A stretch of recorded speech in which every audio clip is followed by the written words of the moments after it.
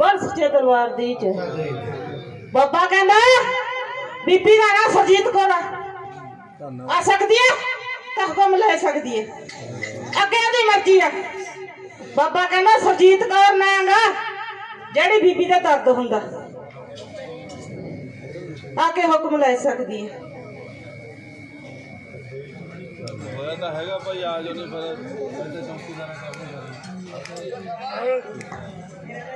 बापे ने तो नाम ही दसता फिर भी नहीं उठती सौर के सट कहती है दस अज बाबा कहना तेरे दर्द हूं हटा दूंगा सारे दुख तोड़ दूंगा तो अगे ओदी मर्जी है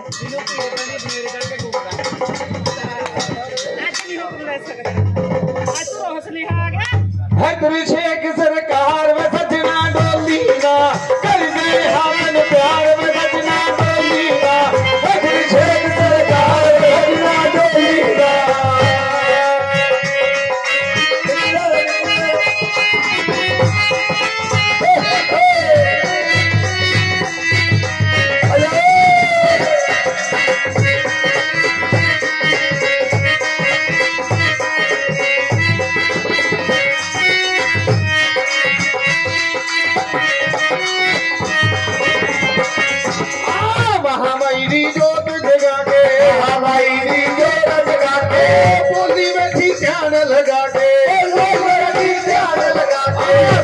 बैठी ध्यान लगा के संगत बैठी ध्यान लगा के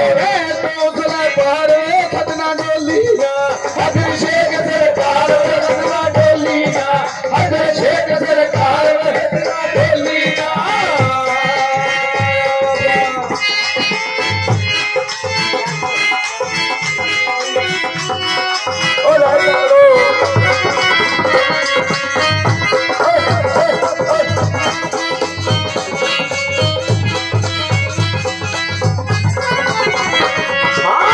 बठिंडे डेरा लाया बठिंडे डेरा लाया हाथी रतन ना रखवाया हाथी रतन ना रखवाया बिच बठिंडे डेरा लाया बिच बठिंडे डेरा लाया हाथी रतन ना रखवाया हाथी रतन ना रखवाया जशन बाबा नाल लाया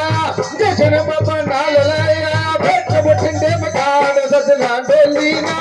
इधर शेख सरकार सजना डोली ना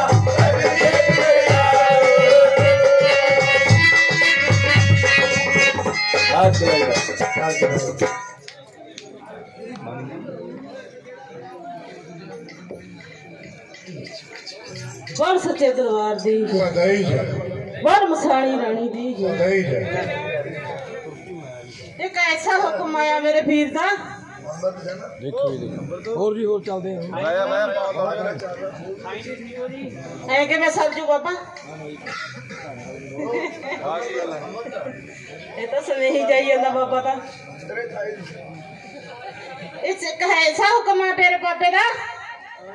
पापा कहना भाई परमजीत नागा हुक्म ले सकती है बीबी का करमजीत नागा करमजीत होवे चाहे परमजीत होवे पापा कहना दो नाम है ठीक है हुक्म ले सकती आके मेरी भैन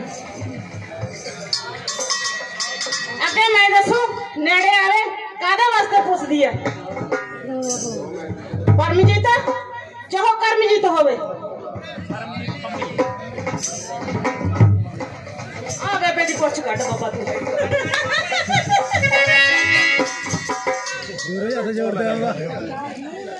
बेबे तेरा नाम परमजीत है नौ का नाम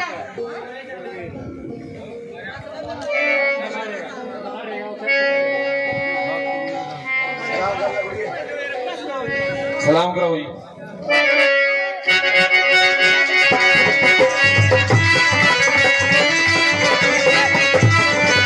हेलो हेलो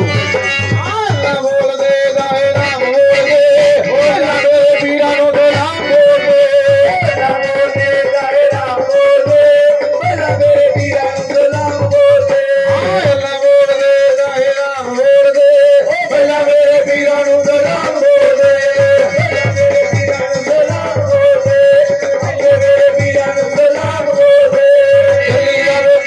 ਮੈਂ ਚੱਲਣਾ ਹਨੇਰੀਆਂ ਹੋਈ ਜਾਣੀ ਗੱਲਾਂ ਨਾਲੇ ਤੇਰੇ ਨਾਲ